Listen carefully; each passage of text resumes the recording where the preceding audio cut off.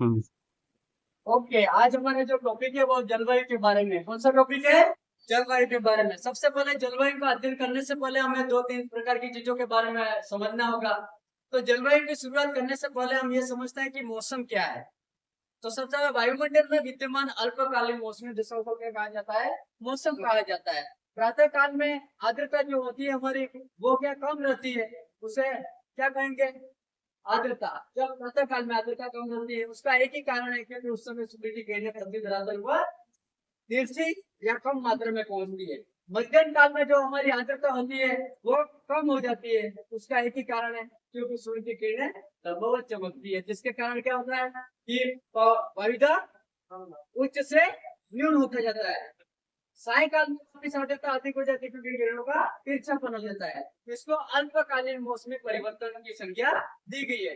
दूसरा शब्द है हमारा जलवायु, जिसको दीर्घकालीन समय अवधि भी कहा जाता है। तो वायुमंडल में विद्यमान लंबी अवधि या दीर्घकालीन समावधि में परिवर्तन होने वाली मौसमी दशाओं को क्या कहा जाता है? जलवायु कहा जाता है। जलवायु के द्वारा क्या होता है? तो जलवायु के द्वारा क्या होता है? ऋतुओं में परिवर्तन होता है। किसमें परिवर्तन होता है? ऋतुओं में। और ऋतुएं कितने प्रकार की हैं? तीन प्रकार की। कौन कौन सी ऋतुएं?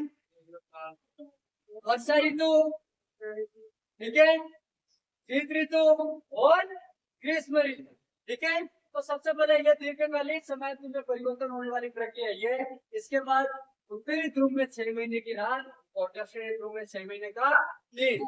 ये भी जो उत्तरी ध्रुव दक्षिणी ध्रुव में जो देश में परिवर्तन हो रहा है वो भी हमारे जलवायु दशाओं में हो रहा है। अब बात करते हैं अपन निश्चित कालीन समय अवधि में भी एक मौसमी क्रियाएं चेंज होती है, वो है हमारी ऋतु है। क्या? इनकी समय अवधि निश्चित है, 5-6 दिन पर नीचे चलता है, लेकिन 12 महीने में की समय अवधि निश्चित है।